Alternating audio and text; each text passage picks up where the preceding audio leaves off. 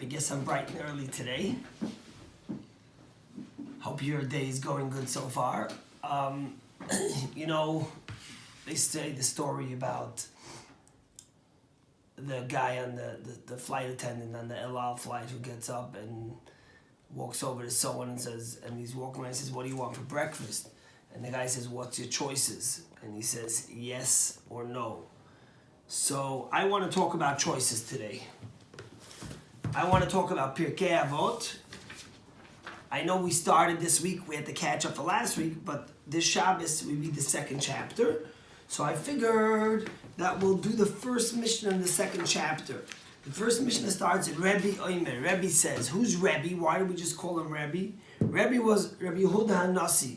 Rebbe Yehuda, the great Nasi, leader of the Jewish people, who was revolutionary in the fact that Rebbe Yehuda HaNasi was good friends with Anthony Caesar, and therefore he convinced them to stop oppressing the Jewish people so much. He lived at a terrible time when the Jews were under Roman oppression, and he convinced them to relieve the pressure a little bit. And he gathered all the Jewish people together, and all the rabbis and great leaders from the time, and they tried to settle the disputes that there were in Jewish law. And he created what's today known as the Mishnah. The Mishnah is what the Talmud is based on. It's what codified Jewish law, 60 tractates. It's fascinating. And Rabbi Yehuda HaNasi, because of this, the rabbis say Rabbi Yehuda HaNasi saved Judaism. And Rabbi Yehuda HaNasi gets the title Rebbe, nothing else. He was a student of Rabbi Meir primarily, who was a student of Rabbi Akiva. So it's connected to these times because we know the stories of Rabbi Akiva's students at this time, which we'll discuss maybe next week. So he asks a good question. What is the right path for man to choose? Maimonides always tells us to choose the middle path, not to go to extremes. And in fact, he gives some examples here. Which way do you choose? He says, a person should be generous and give a lot of charity, but he shouldn't spend all his money because he'll have nothing left. A person shouldn't get angry, but if he sees real injustice and real pain, then he needs to be able to get angry because or else he'll be apathetic, he won't care, and so on and so forth. So Rabbi Yehuda HaNasi says, Rabbi Yomer, what's the right way for a person to choose? Kol shetiferes lo la'adam, whatever is good for the person choosing, and also whatever is good, the tiferes lo la'adam, and good for the people around him. You see, there's certain things you could do that benefit only you. There's certain things you could do that benefit other people too, and there's certain things you could do that benefit both.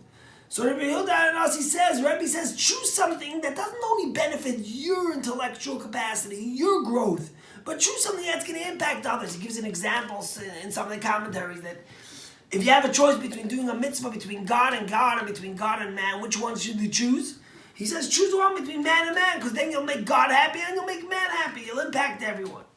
But the Hasidic masters and the Rebbe in one of his talks take this to a whole new level, and it's something really beautiful, and that's actually what I wanted to tell you. The Rebbe says you have to read it like this. What's the right path? And then put a comma. What is the right path? That man should choose. Don't read that what's the right path for man to choose something for him and for others. No, read what is the right path, comma, that man should choose.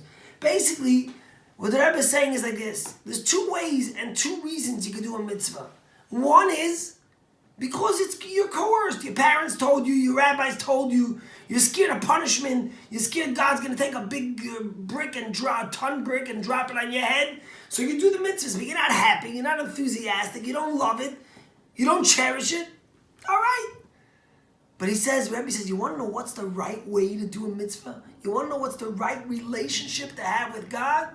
He says, it has to be something you choose. It has to be something you understand.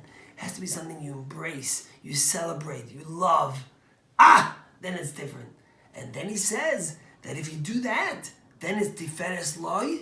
It's good for you, and Tiferes Loiseh, it's good for the one who does it, and Tiferes Loim and Adam, it's good for the people around you. Because if people see you're happy, if people see you celebrating Judaism, you enjoy it, you're not just doing it because you're forced, then they say, hey, I want to be like him. Look how happy he is. He celebrates Judaism, he goes to shul, he keeps kosher, he keeps Shabbos, he's kind, he gives charity. If I could be that way, I'm a chaya. And suddenly, they want to be like you. So that's the first thing. But then he warns something else. He says, listen, you got to be careful with a little mitzvah and a big mitzvah the same. You see, the moment you do Judaism because you choose and because you're engaged in it, then suddenly you could start saying, hey, this is more important, this is less important. That's what I understand. So he warns you, don't do that. Be careful in the tiniest mitzvah and the greatest mitzvah the same. You know why? Because you don't know the reward for a mitzvah. You see, there's two reasons a person does a mitzvah. One is because God told him to. And the other is because he's accomplishing something. The part of the mitzvah that you're doing because God commanded you is the same by a big one and a small one. Imagine, think about the greatest superstar or singer or president you always loved. Imagine if he called you up and he told you to do something. You go, wow. Well, guess what? What happened if he told you to get him a Diet Coke? Does it make a difference? Suddenly you have a relationship with him. It's amazing.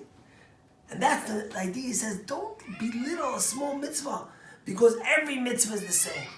And then he says, and I'm going to skip a drop, he says something very beautiful. He says, so then he says you have to balance the reward of the mitzvah against the joy of doing something non-good against the challenge, risk management, right? Imagine if you want to do something that's not good. You have to say, 1 second, how much enjoyment am I going to get from it? And how much negative is it? I always tell people, you know how you know if something you're doing is good? If you want to get up to minyan and daven, first you say, oh, I'm going to get up 6 o'clock, go to minyan and daven. I don't want to do it. Then after you do it, you go, machaya, that was so good. So before you say oi, and after you do it, you say machaya. When it's the opposite, when you want to do something not good, that's against God, you want to eat something that's not kosher, you see that cheeseburger and you want to eat it, and you're tempted, I want it, machaya, and then you eat it and you go, oy vey, what did I do? So we say, if the oi comes before the machaya, then you know you did something right. If the machaya comes before the oi, then you know you're in trouble. But then he says, histaka b'shleisha dvarim. Contemplate. The word histaka is a little deeper than to see. It means to contemplate. He says, contemplate 3 things.